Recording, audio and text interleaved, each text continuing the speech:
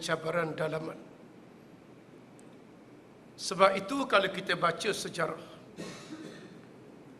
ketika usia Nabi SAW 40 tahun, Allah mengangkat Nabi Muhammad menjadi seorang Rasul. Mengapa Allah Ta'ala pilih umur 40 tahun? Tidak 35, tidak 30, tidak umur-umur yang lain. Kerana mengikut pendapat ulama, umur 40 umur yang sangat matang kepada seorang lelaki untuk menjadi seorang pemimpin di atas bumi Allah. Sebab itu Nabi diangkat oleh Allah ketika usia 40 tahun. Lalu Nabi menyatakan Islam di kota Mekah. Mengapa Islam Nabi menghadapi penentangan daripada masyarakat Mekah? Kerana Islam yang Nabi bawa adalah Islam yang syumul, yang merangkumi semua perkara yang disebut oleh Allah dalam Al-Quran. Ya ayyuhallazina amanu udkhulu fis silmi kaffah. Wahai orang-orang yang beriman, masuklah segala kehidupan kamu ke dalam agama Allah. Islam yang syumul inilah Islam yang akan menghadapi ujian daripada Allah. Kalau Islam cerita bab semayang saja, musuh tak marah. Kalau Islam cerita bab harta pusaka saja, musuh tak marah. Kalau Islam cerita bab aurat saja, Islam tak marah. Tapi Islam cerita bab siasah, bab negara, maka menjadi kemarahan kepada musuh di atas bumi Allah. Sepanjang Nabi berdakwah di Mekah 13 tahun, rakyat di negeri Mekah berpecah kepada dua. Satu yang beriman kepada Allah, satu yang kufur kepada Allah Subhanahu wa taala. Tak ada kumpulan ketiga. Hanya dua kumpulan saja, Islam dan kufur. Islam pula satu golongan saja, tak berpecah di antara satu sama lain. Kemudian Allah Ta'ala perintah Nabi dan sahabat hijrah ke Madinah. Masa nak hijrah inilah orang Islam di Mekah berpecah kepada tiga puak. Bermula perpecahan orang Islam apabila timbul arahan untuk hijrah ke Madinah. Kumpulan yang pertama, orang Islam yang jujur ikhlas kerana Allah berhijrah ke kota Madinah. Kumpulan yang kedua, yang hijrah juga ke kota Madinah tapi bukan kerana Allah dan Rasul. Kumpulan yang ketiga, yang mengambil sikap tak mahu ikut Nabi, nak kekal duduk di kota Mekah kerana ada kepentingan dunia. Maka masa itu ada kumpulan daripada orang Islam, tiga kumpulan masa nak hijrah ke Madinah. Yang pertama, yang jujur ikhlas kerana Allah dan Rasul. Yang jujur ni tak mikir panjang. Allah Ta'ala kata hijrah, mereka ambil keputusan hijrah. Tinggal harta, tinggal rumah tangga, tinggal segala-gala, tak kisah. Kalau Allah menceritakan sifat orang-orang yang beriman. وَمَا كَانَ لِمُؤْمِنٍ وَلَا مُؤْمِنَةٍ إِذَا قَضَى اللَّهُ وَرَسُولُهُ أَمْرًا أَنْ يَكُونَ لَهُمُ الْخِيَرَةُ مِنْ أَمْرِهِمْ. Tidak harus kepada seorang lelaki yang beriman ataupun perempuan yang beriman dalam perkara yang diputuskan oleh Allah dan Rasul, tiba-tiba mereka nak pilih jalan yang lain, tak diizinkan oleh Allah. Yang ikhlas ni sami'na wa ata'na, kami dengar dan kami taat. Apa perintah Allah dan Rasul, mereka tak kata apa, kerana mereka meletakkan i'tiqad apa yang diperintah oleh Allah mesti membawa kebaikan kepada mereka, dan apa yang dicegah oleh Allah mesti membawa mudarat kepada mereka di atas bumi Allah Subhanahu wa taala. Saya nak ambil contoh dua orang sahabat yang menggambarkan bagaimana taat kepada Allah dan Rasul. Ada seorang sahabat nama dia Abu Salamah. Abu Salamah ni Nabi kata hijrah ke Madinah. Lalu dia balik kumpul anak isteri dia, ajak pergi ke Madinah. Masa nak turun tangga nak pergi ke Madinah, lalu mertua dia tahan dia. Mertua dia kata, wahai Abu Salamah, kalau kamu nak ikut Muhammad, aku tak pernah halang kamu ikut Muhammad, sila pergi ke Madinah. Tapi anak perempuan aku, cucu aku tak benar ikut kamu ke kota Madinah. Sebab Madinah tak menjamin apa-apa. Pergi ke Madinah, nak duduk di mana? Nak makan apa? Nak kerja apa? Nak tinggal di mana? Sepanjang perjalanan selamat ke tidak? Maka menhalang anak isteri Abu Salamah ikut Abu Salamah ke kota Madinah. Tapi Abu Salamah mengambil keputusan taat kepada Allah dan Rasul lebih daripada segala-gala. Tinggal anak bini. Contoh yang pertama, orang yang taat kepada Allah dan Rasul secara mutlak. Contoh yang kedua, ada seorang sahabat lagi, nama dia Suhaib Ar-Rumi. Suhaib dia bukan orang Mekah, dia orang Rom, orang Iran. Dia mari ke Mekah ni berniaga, jadi kaya, kemudian masuk Islam. Bila dengar arahan nak negakkan negara di kota Madinah, Suhaib ambil keputusan nak ikut Nabi pergi ke Madinah. Lalu dikumpul harta benda setakat mana yang dia boleh bawa. Masa nak keluar Madinah ditahan oleh orang-orang musyrikin. Orang musyrikin kata, wahai Suhaib, tidakkah kamu ingat kamu datang ke Mekah dulu dalam keadaan bangsat, dalam keadaan miskin, susah, tak ada apa satu. Kamilah yang beli barang-barang perniagaan kamu. Tiba-tiba kamu kaya, nak bawa kekayaan kamu ikut Muhammad, kami tak izin, wahai Suhaib. Lalu Suhaib Ar-Rumi kata, kalau dengan kekayaan aku menghalang aku ikut Allah dan Rasul, mu ambil belaka, aku tak kisah. Kumpulan yang pertama, Islam masa itu, kumpulan yang jujur kerana Allah dan Rasul, tidak ada kepentingan yang lain. Kemudian kumpulan Islam yang kedua, yang juga berhijrah ke Madinah, tapi nawaitu mereka bukan kerana Allah dan Rasul. Pergi ke Madinah, sama-sama letih, sama-sama berpeluh, sama-sama pikul barang, sama-sama habis harta. Tapi nawaitu mereka bukan kerana Allah dan Rasul, bukan kerana agama Allah Subhanahu wa taala. Sebab itu kalau kita belajar hadis 40, Matan Arba'in, hadis yang mula-mula sekali Nabi cerita bab niat dalam peristiwa hijrah. Sebab berlaku zaman Nabi. Innamal a'malu binniyat wa innama likulli imri'in ma nawa. Faman kanat hijratuhu ila Allah wa rasulih, fahijratuhu ila Allah wa rasulih. Wa man kanat hijratuhu lidunya aw imra'atin yankihuha, fahijratuhu ila ma hajara ilaih. Nabi kata, segala amal kamu itu berdasarkan kepada niat. Barang siapa yang pergi ke Madinah kerana Allah dan Rasul, maka dia boleh pahala, boleh Allah dan Rasul kepada mereka. Orang pergi kerana urusan dunia ataupun urusan kerana seorang perempuan, maka dia boleh setakat tu saja, tak boleh pahala daripada Allah Subhanahu wa taala. Kumpulan yang pertama yang berpecah. Yang pertama yang taat kepada Allah secara bulan. Yang kedua yang pergi ke Madinah, tapi alasan bukan kerana Allah Rasul, alasan urusan dunia yang mereka nak di atas dunia. Kemudian perpecahan yang ketiga, ada satu kumpulan orang Islam masa itu mengambil keputusan langgar arahan Rasulullah. Tak nak pergi ke Madinah, kami tetap nak duduk di Mekah kerana ada urusan-urusan kami yang orang lain tak boleh halang urusan kami. Ambil keputusan buat pasukan sendiri, tak ikut Nabi Muhammad sallallahu alaihi wasallam. Kalau kita baca dari segi sejarah, setelah 2 tahun Nabi duduk di Madinah, tiba-tiba ditakdirkan oleh Allah berlaku perang Badar. Nabi hak pimpin orang Islam di Madinah menentang golongan musyrikin yang datang daripada Mekah. Daripada 1000 orang musyrikin hak lawan Nabi, termasuk orang-orang Islam yang tak nak berhijrah tadi bersama golongan musyrikin, mengucap 2 kalimah syahadah, tapi bersama musuh-musuh Allah mengangkat senjata menentang Nabi sallallahu alaihi wasallam dalam perang Badar. Dengan takdir daripada Allah, semua orang Islam ni terbunuh di medan Badar.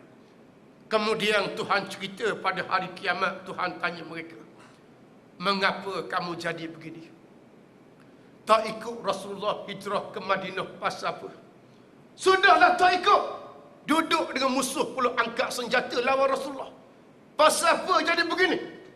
Lalu mereka jawab di hadapan Allah, Ya Allah, ya Tuhan kami, kalau kami tak taat kepada ketua kami di Mekah, maka laporlah kami, ya Allah. Kalau kami ikut Rasulullah, kami tak ada masa depan, wahai Allah Ta'ala. Kami tak yakin apa yang Muhammad bawa, tapi dia masih Islam. Kemudian alasan macam mana sekalipun, Allah Ta'ala jawab kepada mereka, Alam takun ardullahi wasi'ah. Tidakkah bumi Allah Ta'ala itu luas? Mengapa kamu tak cari rezeki yang dihalalkan oleh Allah? Sampai duduk dengan musuh lawan agama. Akhir sekali mereka dihalau oleh Allah masuk neraka pada hari kiamat. Maka bermula saat itu berlaku perpecahan di kalangan orang Islam mengikut sejarah dan tamadun Islam kita. Setelah Nabi duduk di Mekah 13 tahun menyatakan Islam, lalu berlaku hijrah selepas daripada itu. Selepas daripada hijrah, Islam diuji pula dengan orang-orang munafik. Kerana orang munafik ni, dia tak timbul di zaman Islam kalah. Masa Islam kalah, orang munafik tak ada. Masa di Mekah, orang munafik tak ada. Sebab orang munafik tak ada kerana apa? Kerana orang munafik ni, dia akan mengambil kesempatan di atas kemenangan Islam. Oleh kerana Mekah Islam tak merentah, maka tak ada orang munafik yang boleh ambil kesempatan di atas kemenangan Islam. Bila Islam menang di kota Madinah, cabaran yang paling besar yang Nabi hadapi adalah golongan munafik yang mengaku Islam tetapi memburukkan Islam daripada belakang. Memburukkan jiwa Rasulullah, memburukkan diri Rasulullah, memburukkan Islam macam-macam. Ketua orang munafik di kota Madinah, Abdullah bin Ubay bin Salul. Kalau baca kisah Abdullah bin Ubay ni, kisah yang sangat menarik. Abdullah bin Ubay ni orang penting di Madinah. Sebelum Nabi hijrah ke Madinah, orang penting. Kalau ada kenduri kendara, orang tak lupa Abdullah bin Ubay. Kalau ada majlis apa-apa, orang panggil Abdullah bin Ubay, orang yang ramai pengaruh. Kemudian Nabi SAW hijrah ke Madinah. Bila Nabi itu sampai di Madinah, lalu orang Madinah berpaling ke arah Nabi SAW, meninggalkan Abdullah bin Ubay. Dia dah tak ada pengaruh. Orang Madinah mulai ikut Nabi. Lalu Abdullah bin Ubay kata, kalau tidak kerana Muhammad datang ke Madinah, barangkali aku tak hilang pengaruh. Kerana Muhammad lah datang ni, aku tidak ada pengaruh, tidak ada penyokong pada hari ni. Sepatut dia bangga Nabi datang ke Madinah. Dia boleh ikut Nabi, semayang belakang Nabi. Tetapi orang yang hubur riasah, orang yang kasih kepada jawatan sangat, siapa tak peduli ke Nabi Muhammad SAW, nak lawan Nabi tak berani. Tapi pura-pura mengucap 2 kalimah syahadah, tapi duduk di belakang Nabi SAW. Quran cerita kepada kita, wa minan nasi man yaqulu amanna billah wa bil yaumil akhir wa ma hum bimu'minin. Adanya kumpulan manusia yang mengaku beriman kepada Allah dan hari kiamat, padahal mereka tidak beriman kepada Allah dan tidak beriman kepada hari kiamat. Orang munafik ni, kalau bahasa moden, dia panggil hipokrit. Orang munafik istilah agama. Orang yang menzahirkan Islam mereka, tapi batin mereka bermusuh dengan agama Allah Subhanahu wa taala. Kadang-kadang ucapan mereka lebih lunak daripada kita. Kadang-kadang pakaian mereka lebih sopan daripada kita. Kadang-kadang nampak mereka lebih lembut daripada kita. Tapi hati berdendam dengan Allah dan Nabi SAW. Demikianlah ancaman Islam. Yang ada di Madinah orang-orang munafik. Mereka mengkritik pribadi Rasulullah. Mereka menceritakan kelemahan Islam. Menhasut orang ramai ini, jangan menyokong kumpulan Islam. Pernah berlaku dalam perang Badar pada tahun 2 Hijrah. Bila Nabi ajak seramai mungkin orang Madinah keluar ke Badar, orang munafik ini berbisik kepada orang ramai. Dia kata, jangan ikut Muhammad, Muhammad tidak ada tentera. Puak sana 1000 orang lebih, kalau ikut Muhammad, kamu tidak akan menang. Jangan ikut Muhammad, berbahaya. Kalau Muhammad tewas, lagi bahaya. Kita duduk di Madinah, orang cah muka kamu, muka siapa yang sokong Muhammad. Jangan ikut Muhammad. Kalau terbunuh, siapa nak jaga anak isteri? Nak jaga kebun halaman, nak jaga ternakan, nak jaga perniagaan. Hasut orang ramai ni cerita kelemahan Islam. Akhir sekali ramai di kalangan orang Mekah yang tak sanggup bersama Nabi ke daripada orang Madinah tak sanggup bersama Nabi ke medan Badar. Yang betul-betul jujur ikhlas kerana Allah. Hanya 313 orang saja yang sanggup ke medan Badar untuk menegakkan agama Allah Subhanahu wa taala. Hak lain terpedaya dengan ucapan orang-orang munafik. Sebab itu dalam perang Badar, Nabi baca doa yang sangat luar biasa. Allahumma intahalik hadhil isabah la tu'bad. Ya Allah, ya Tuhanku, jika kalahlah pasukan Islam yang kecil pada hari ini, Engkau tidak akan disembah lagi selepas daripada ini, wahai Tuhanku.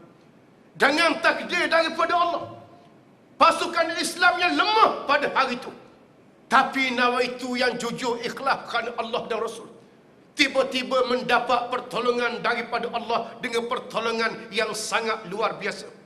Lemah tentera Islam. Kalau perkiraan atas kertas Islam akan kalah awal lagi. Tentera Islam 300, belah sana 1000 orang lebih. Tentera Islam sebahagian besar bersenjatakan pelepah tamar. Sebelah sana cukup dengan pakaian besi, rantai segala-gala. Tentera Islam kenderaan tak cukup. Nabi dan Sayyidina Ali bergilir naik kuda. Kalau Nabi naik, Sayyidina Ali berjalan kaki. Kalau Ali naik, Nabi pula berjalan kaki. Lemahnya Islam. Tapi Allah beri kemenangan kepada kumpulan Islam. Bila puak Islam menang di medan Badar, mereka balik dengan penuh keceriaan dan penuh dengan kegembiraan. Sehingga Allah memberi hadiah yang paling istimewa kepada mereka. Orang yang hadir perang sabilillah di Badar, antara hadiah daripada Allah, dosa mereka dulu, kini dan selamanya diampunkan oleh Allah Subhanahu wa taala. Maka bergembiralah mereka. Dosa mereka diampunkan oleh Allah kecuali syirik. Maka bercakaplah orang-orang Mekah, orang-orang Madinah kelebihan tentera Islam.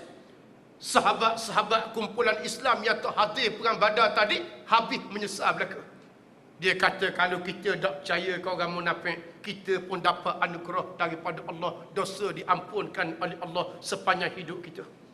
Lalu mereka berazam, lepas pada ni orang munafik cerita apa pun kami takkan percaya dah, kami nak kepada Allah dan Rasul.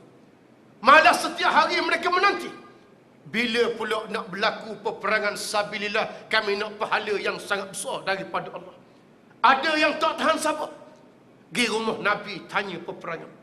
Ya Rasulullah, bila pula nak berperang? Nabi kata, mengingat perang ni ikut jadual ke? Minggu ni nak perang, minggu depan nak perang. Betul pahala besar, dia bukan ada jadual. Masa aku ajak ke medan Badar, mu percaya ke orang munafik.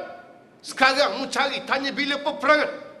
Dengan izin daripada Allah, berlaku peperangan Uhud selepas daripada itu.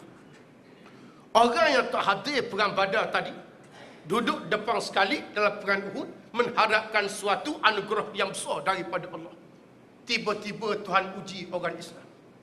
Perang Uhud, orang Islam kalah 70 orang syahid. Mata syahid.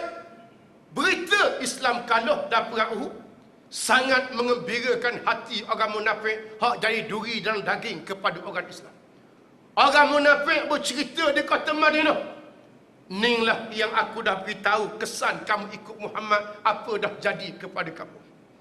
Kamu tidak akan jadi janda kalau suami kamu tak taat kepada Muhammad secara membabi buta.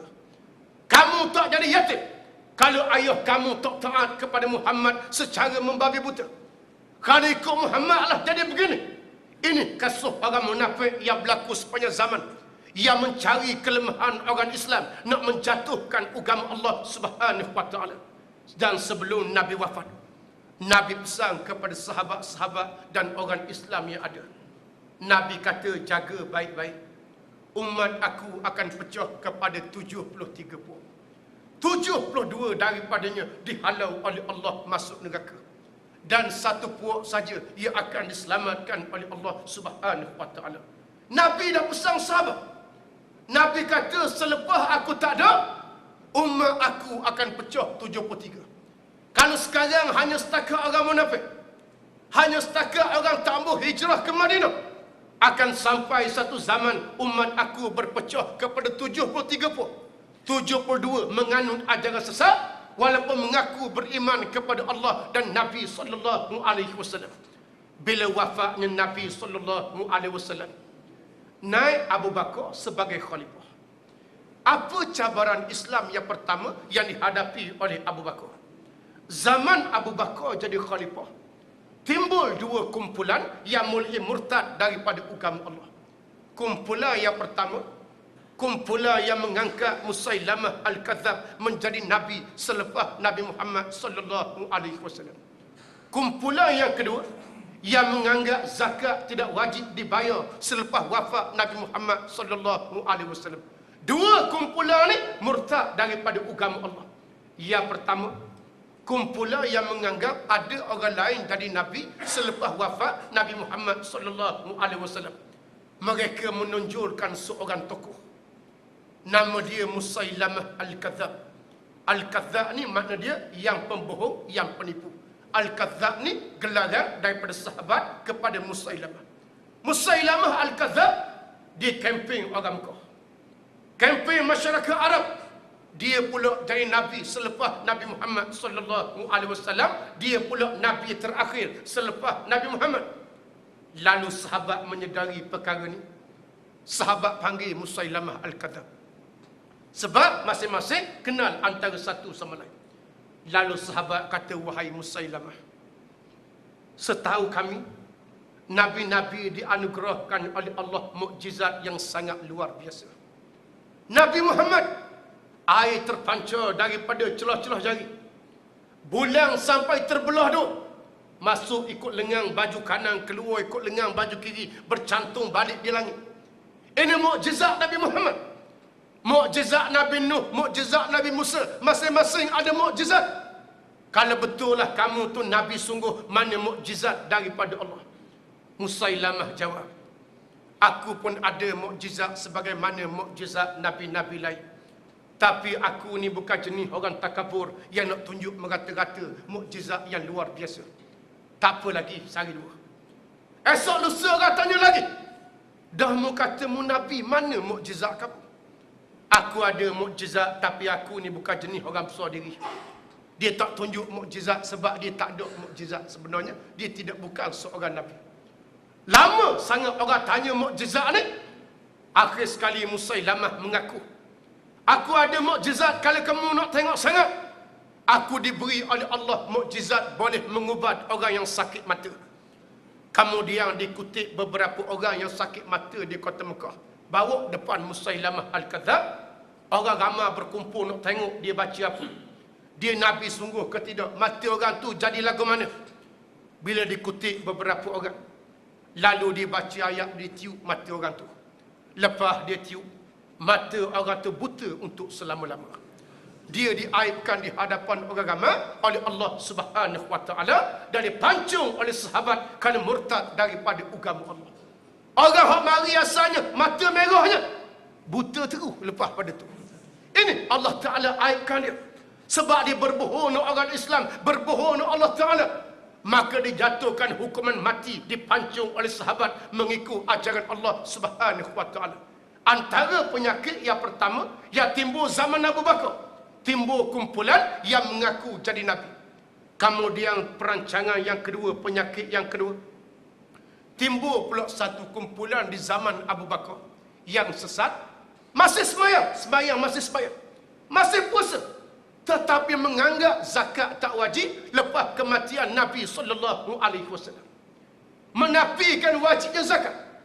Sehingga Abu Bakar, sahabat dan tentera Islam terpaksa mengangkat senjata memerangi kumpulan yang enggan membayar zakat di zaman Nabi sallallahu alaihi wasallam. Bukan setakat mereka tak bayar zakat, malah mereka menafikan wajibnya zakat selepas wafatnya Nabi Muhammad sallallahu alaihi wasallam. Kalau kita baca Quran, di sana 6,660 ayat. Zakat salah satu daripada perintah daripada Allah. Sembahyang pun perintah daripada Allah. Menutup aurat pun perintah daripada Allah. Melaksanakan hukum syariat juga perintah daripada Allah. Orang yang menafikan hukum wajib bayar zakat, dianggap murtad oleh para sahabat, sehingga pasukan Islam boleh angkat senjata memerangi mereka di atas pahami Allah Subhanahu wa taala. Demikianlah kalau kita tengok hukum Allah terlalu banyak. Orang menafikan bayar zakat, maka terbatal akan akidah mereka. Misalnya bulan Ramadan tahun depan kita tak bayar zakat. Tak bayar zakat kerana kita enggan bayar zakat, itu bab lain.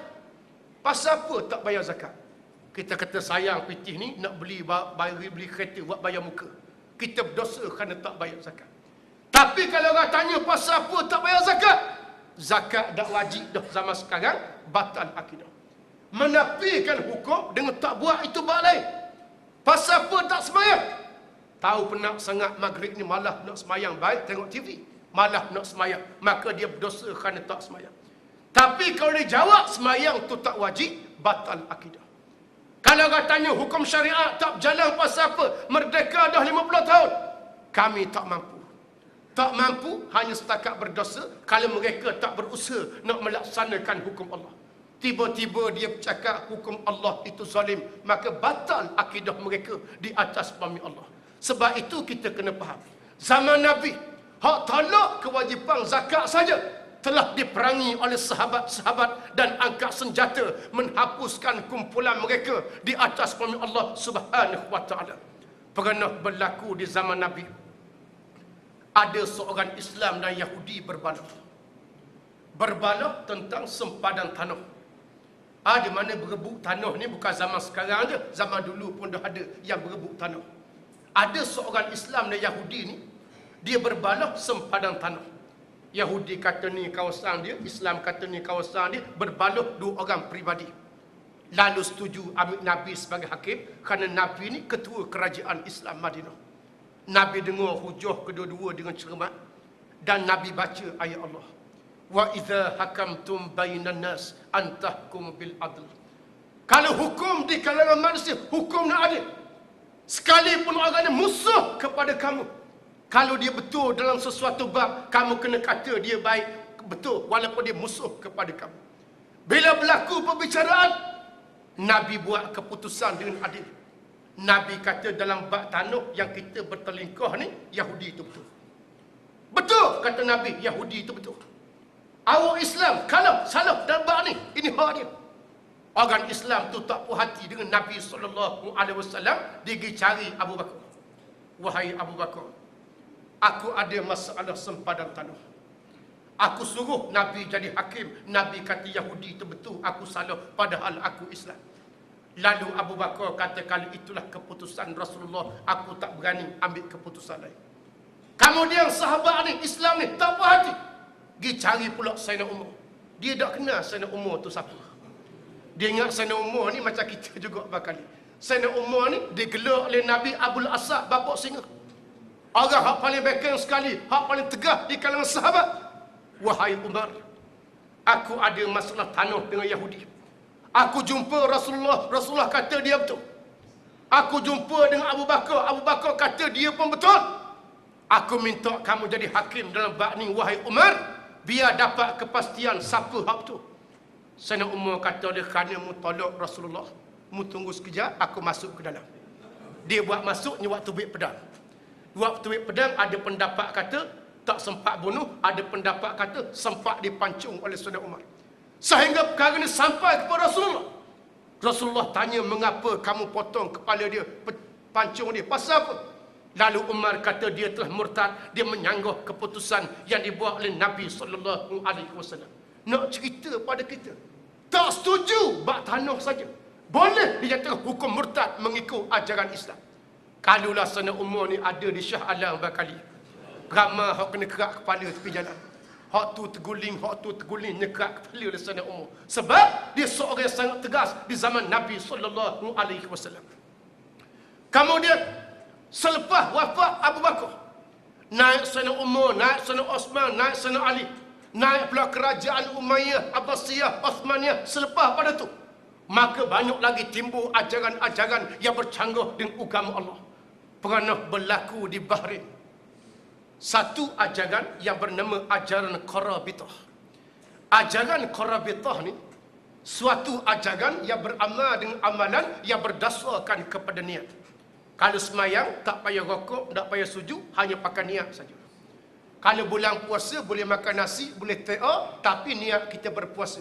Ada ajaran ni yang wujud di Bahrain satu masa dulu, yang dipanggil ajaran Qarabitah. Ajaran ni bergantung kepada niat, tapi dia sesat daripada agama Allah Subhanahu Wa Taala. Nabi kata 72 hak mengaku Islam, tapi Islamnya ditolak oleh Allah Subhanahu Wa Taala. Islam yang menyeleweng, yang tak ikut Quran dan hadis di atas bumi Allah Subhanahu Wa Taala. Kalau pergi ke bumi India, setiap negara akan ada ajaran sesat di negara masing-masing. Di India ada satu ajaran yang bernama ajaran din ilahi. Din ilahi ini kalau ikut bahasa kita, agama ketuhanan. Nampak macam bagus. Ketua ajaran ni pakai serban, pakai jubah din ilahi. Tapi mengajar kepada rakyat umat dia satu ajaran yang salah tentang Islam. Dia kata mengikut ajaran kita, berzina hukum dia haram. Tapi kalau suka sama suka, hukum dia tak apa. Arak memang haram, diharamkan oleh Allah. Tapi kalau minum tak mabuk, tak apa pula. Berjudi hukum dia haram. Tapi kalau kita miskin sangat, Allah Ta'ala kesian ke kita, dibenarkan kita berjudi. Ini ajaran daripada din ilahi. Ajaran ni kalau bawa ke Shah Alam, ramai juga orang ikut bakali. Sebab nampak macam bagus. Asalnya tak boleh. Tiba-tiba kalau berlaku sesuatu masyarakat, jadi boleh di atas firman Allah Subhanahu Wa Ta'ala. Timbul ajaran sesat macam-macam.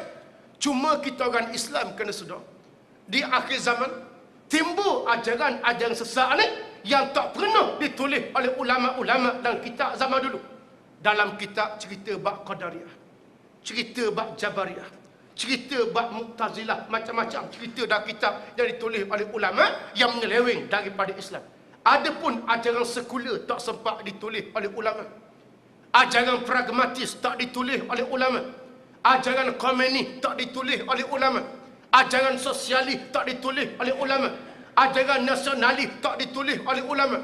Sebab ajaran-ajaran baru ni, ajaran timbul di akhir zaman, yang tak sempat dikarang oleh ulama-ulama zaman dulu tentang sesat yang berlaku di akhir zaman. Antara ajaran yang memunahkan orang Islam adalah ajaran sekular.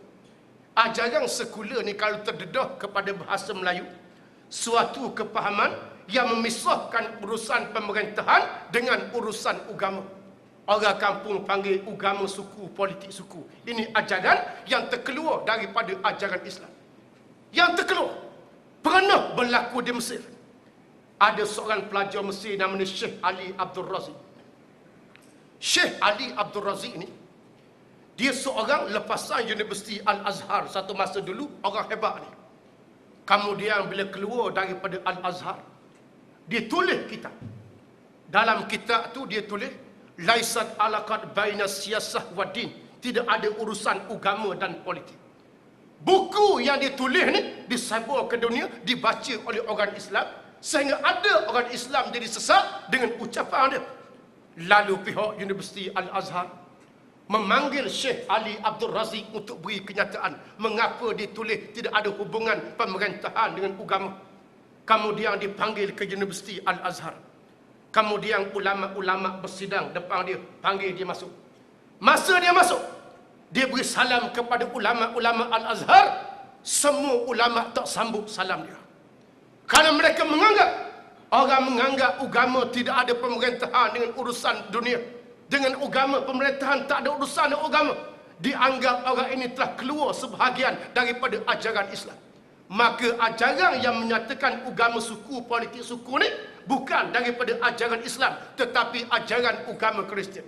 Kita rujuk dalam kitab Injil. Injil ni telah diubah macam-macam jenis.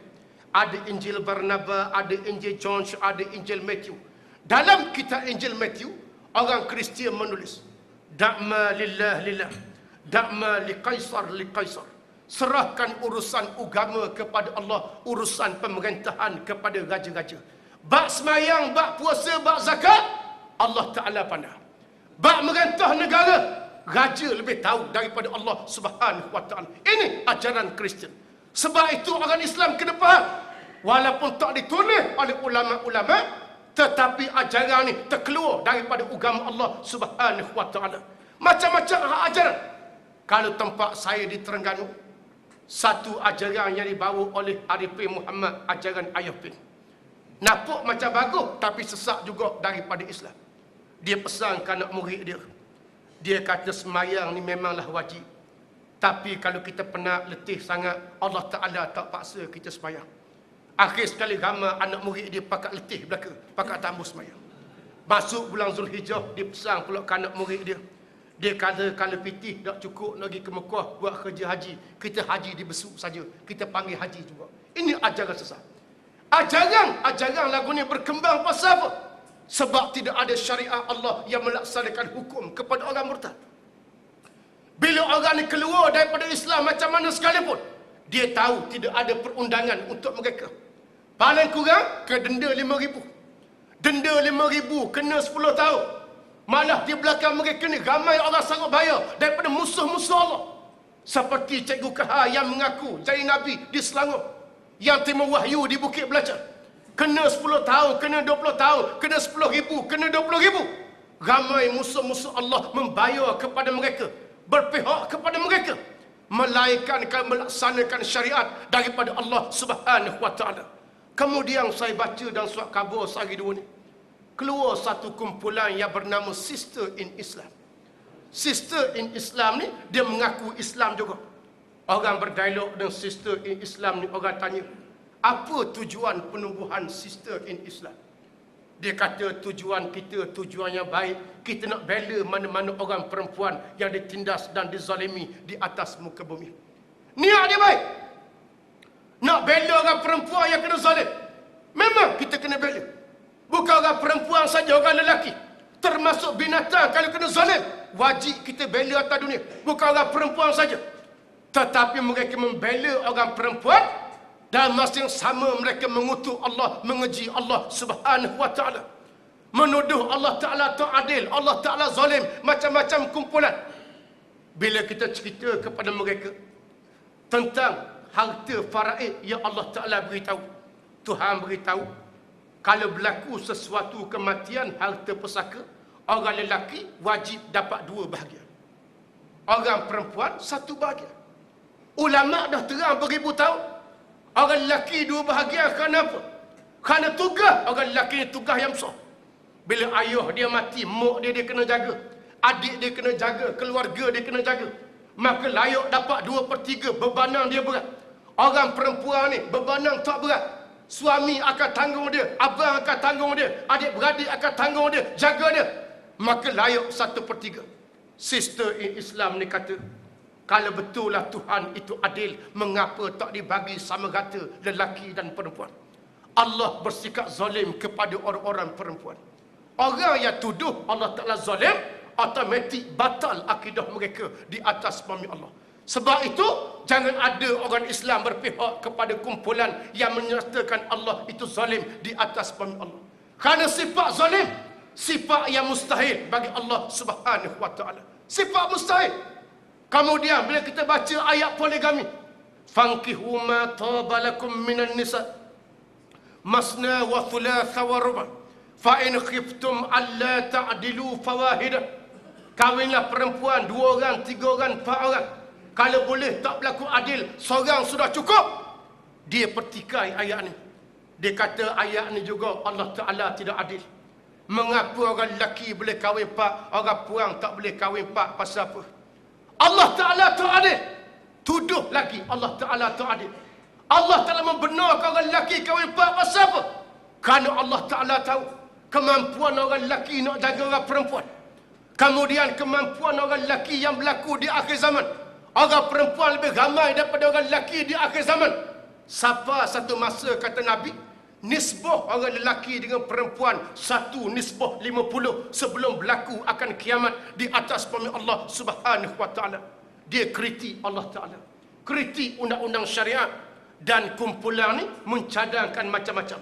Antara yang mereka cadang, mereka kata kalau orang berzina, orang minum arak, kerajaan tak boleh ambil tindakan kepada mereka. Sebab itu hal peribadi mereka.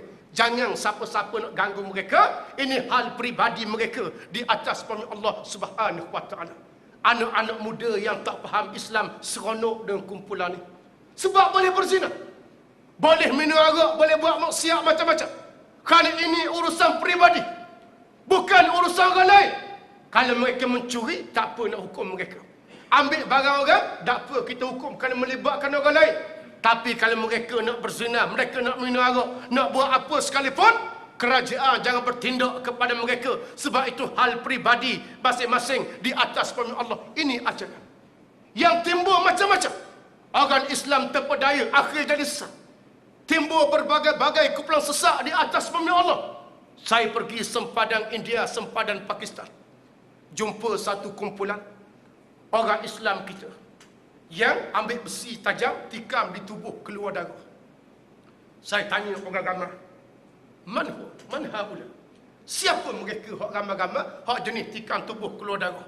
Nahnu minal muslimin. Kami di kalangan orang Islam juga. Tanya pasal apa tikam ni? Dia kata kami pernah buat dosa yang banyak. Maka pada hari ini kita bertaubat kepada Allah. Ambil besi-besi ni, tikam diri, keluar darah. Tanda kami, hukum kami kerana buat salah kepada Allah, bertaubat kepada Allah. Ini juga daripada ajaran sesat, terkeluar daripada ajaran Islam. Sebab Islam ajar cara bertaubat. Cara bertaubat ni tak boleh menyeksa diri, tak boleh menganiaya diri. Bertaubat sampai tak makan, sampai tak minum, Islam tak benar. Apatah lagi mencederakan diri, Islam tak benar. Nak bertaubat kepada Allah mesti ada dua perkara. Yang pertama, kamu insaf apa yang pernah kamu buat. Yang kedua, berazam tak buat lagi pada masa yang akan datang. Sah taubat kamu kepada Allah Subhanahu wa taala.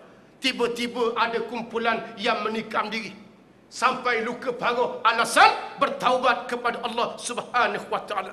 Dalam ajaran Syiah juga ada Syiah yang jauh daripada Quran dan hadis. Ada di kalangan Syiah yang sesat yang menganggap Sayyidina Ali sebagai Nabi, bukan Muhammad sebagai Nabi. Ada yang terkeluar daripada ajaran Islam, bukan semua sekali. Ada yang mirip kepada Ahlus Sunnah wal Jamaah yang ikut Quran dan hadis, ada di antara mereka. Tapi ada hak lain yang sesat daripada agama Allah. Yang sesat ni dia kata sepatutnya jadi Nabi itu adalah Sayyidina Ali. Tetapi malaikat tersalah bagi wahyu kepada Nabi Muhammad, maka Muhammad pula dia Nabi. Ada ke munasabah malaikat salah bagi wahyu? Ada hak mikir lagu ni, ajaran sesat. Timbul macam-macam tempat kita. Kalau kumpul sungguh-sungguh ajaran sesat ni, bakal bukan 72, bakal lebih daripada apa yang disebut oleh Nabi SAW. Kemudian timbul di akhir zaman Islam liberal, timbul Islam radikal, timbul Islam hadari, timbul Islam wasatiyah, macam-macam. Pasal apa timbul nama-nama yang pelik nak lawang Islam yang dibawa oleh Nabi SAW. Saya ingat tahun 80-an, tahun 95, tahun 94 dulu, ataupun tahun 2000 lebih ni, timbul perkataan Islam hadari, Islam yang maju. Saya teringat satu kisah. Ketika kami nak merasmikan Masjid Kristal di Terengganu. Di Terengganu ada satu masjid, Masjid Kristal, masjid yang dibuat daripada kaca. Masjid ni dibina di satu pulau yang seorang pun tak duduk pulau ni. Nama dia Pulau Wan Man, nama dia. Masjid dibuat daripada kaca. Masa tu kami jemput tuanku yang di-Pertuan Agong Sultan Mizan untuk rasmi masjid ini. Masa yang sama kami panggil seorang qari daripada Mesir. Nama qari itu Syekh Jibril nama dia. Nama macam malaikat qari ni, Syekh Jibril. Mengaji Quran sedap, makhraj sedap, qiraatnya sedap, nahwunya bagus. Dia mengaji Quran sebelum daripada tu, kemudian berlaku perasmian. Lepas perasmian, sidang media, pemimpin-pemimpin dan juga ulama ni duduk satu terpentas, maka wartawan tanya kepada Syekh Jibril ni. Wartawan tanya, "Ya Syekh, ma makna Islam hadari? Ma hadha Islam hadari?" Apa dia Islam hadari? Syekh Jibril kata, "Al-Islam laisa hadari wa laisa badawi." Dia kata, Islam ni tak ada hadari, tak ada badawi. Hadari ni makna dia kemajuan, badawi makna kampung. Tak ada Islam bandar, tak ada Islam kampung. Islam yang satu daripada Allah Subhanahu wa taala. Saya pergi ceramah di Johor. Ada seorang budak muda tu mari. Dia kata, "Ustaz, Ayah saya mati lama dah Ustaz. Tapi dia tak dah masuk Islam Hadari ke masuk neraka. Ada seorang budak muda tu dia tak tahu apa, tak mengaji agama. Orang cerita Hadari tu baik, dia mari tanya. Dia kata, Ustaz, ayah saya mati lama dah, tapi sedihlah dia kata. Tak sempat masuk Islam Hadari ke masuk neraka. Saya panggil dia, saya kata mari sini. Sebenarnya tak sempat masuk Islam Hadari ni bukan ayah awak je. Imam Syafi'i pun tak dah masuk. Imam Maliki pun tak dah masuk. Nabi Muhammad kita semua tak dah masuk belaka kata. Hadari tak ada dah lah ni kata. Tak dah masuk. Siapa tangga tu? Orang boleh tanya kepada kita akibat media hak mainkan Hadari terbaik, Hadari terbaik. Kemudian timbul Islam liberal. Islam liberal ni ditaja oleh barat untuk menganggap Islam terremeh saja di atas firman Allah. Sebab itu jangan pelik sekarang kalau pergi di Amerika, universiti antarabangsa buat kursus untuk pengajian Islam. Di Harvard University ada pengajian Islam. Macam-macam. Temple University ada pengajian Islam. Tapi Islam yang diajar di sana tak sama dengan Islam yang diajar di Universiti Al-Azhar. Hak ni lah hak balik kadang-kadang ke negara masing-masing membawa Islam liberal. Orang tanya lagu mana kau hudu. Hudu tu bagus tapi kita kena bersederhana. Kita tak boleh kerak tangan orang merata-rata kesian kepada mereka. Islam suruh kita bertolak ansur. Kita kena hak ni, kita tak tepi dulu. Ini Islam liberal. Yang menganggap kalau ikut Quran ni macam Islam yang ortodok. Kalau ikut Quran ni macam seolah-olah tidak ada belah kasihan. Hak ni lah yang beri pandangan kita kena banyak bertolak ansur. Hak syariat, hak kerak tangan, hak zina ni kita tangguh dulu. Kerana ni atas dasar kemanusiaan. Inilah yang diajar di bumi Eropah pengajian Islam kepada orang Islam kita. Akhir sekali orang Islam tak berpegang kepada ajaran Islam yang baik yang dikemukakan oleh Allah dan Nabi SAW. Sebab itu sebelum Nabi wafat, Nabi menangis sangat. Siapa Nabi ulang acak kali, taraktu fikum amrain lan tadillu ma tamassaktum bihima kitab Allah wa sunnat Rasulillah sallallahu alaihi wasallam. Aku tinggal kepada kamu dua perkara. Kamu tidak akan sesat kalau pegang dua perkara ni, iaitulah Quran dan hadis Nabi sallallahu alaihi wasallam. Kalau ikut sungguh, insya-Allah orang Islam selamat. Nabi nak mati berapa kali saya sebut menitik air mata. Masa Nabi sedang sakit. Masa tu yang jadi Tok Imam semayang Abu Bakar As-Siddiq radhiyallahu anhu. Jaga Nabi dua orang. Fatimah dan Aisyah radhiyallahu anhuma duduk dekat Nabi. Sedang Nabi sakit berbaring tak boleh bangun. Tiba-tiba orang beri salam daripada luar. Assalamualaikum ya Rasulullah. Assalamualaikum ya Nabiullah. Assalamualaikum ya Muhammad. Orang beri salam daripada luar. Lalu Nabi tak jawab, Fatimah jawab. Fatimah kata Nabi sakit, Nabi tak boleh bangun. Kalau ada masalah, pergi cari orang lain, sahabat masih ada nak selesaikan urusan kamu. Tiba-tiba salam tu tak berhenti, makin lama makin kuat. Assalamualaikum ya Rasulullah. Assalamualaikum ya Nabiullah. Assalamualaikum ya Muhammad. Lalu Nabi buka mulut. Nabi kata, wahai Fatimah, pergi buka pintu. Barangkali salam daripada malaikat-malaikat Allah. Kalau dia seorang manusia, dia faham apa yang kamu jawab tadi. Barangkali malaikat Allah beri salam. Lalu Fatimah buka pintu. Masuk malaikat Malakul Maut duduk dekat Nabi SAW. Nabi kenal Malakul Maut. Nabi kata, ya Malakul Maut, kamu datang nak ziarah aku sakit ataupun kamu diutuskan oleh Allah nak cabut nyawa aku? Lalu malaikat kata dua-dua ya Rasulullah. Mula-mula aku nak ziarah, kemudian aku nak ambil nyawa.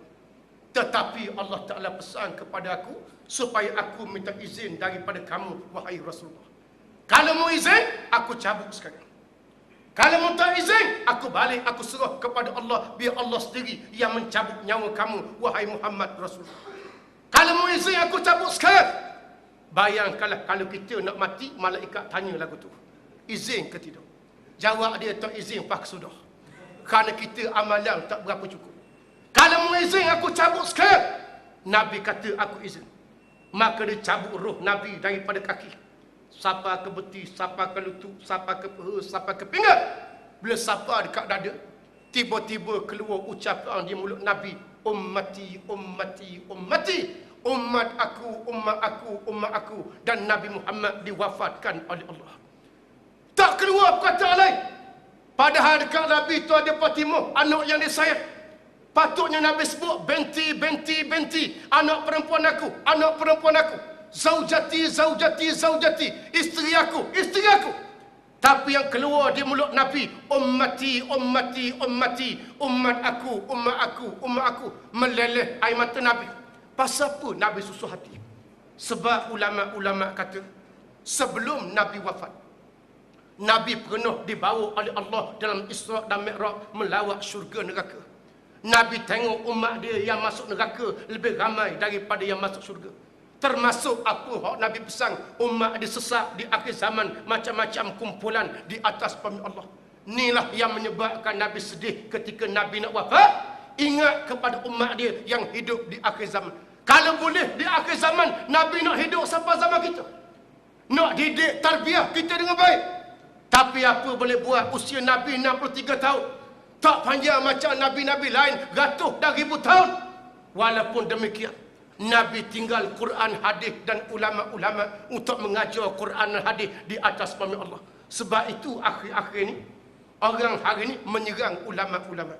Sebab ulama-ulama ni orang yang mengajar Quran hadis, membawa ajaran Islam jadi pesaka Nabi SAW. Cara nak menjatuhkan Islam antaranya mereka mengkritik peribadi ulama-ulama di atas jalan yang salah. Ulama tak maksum, ada yang salah. Tapi kadang-kadang menceritakan keburukan ulama lebih daripada apa yang patut. Supaya orang tolak ulama, tolak ajaran Allah Subhanahu wa taala. Macam zaman Nabi, orang Mekah tahu Muhammad ni orang baik, maka dia cerita kepada orang Muhammad ahli sihir, Muhammad pemecah belah, Muhammad ni gila, Muhammad ada penyakit. Orang dengar Muhammad akhlak tak bagus, orang tak terima ajaran Islam. Demikian di akhir zaman. Orang mengkritik ulama-ulama, menceritakan keburukan lebih daripada segala-gala.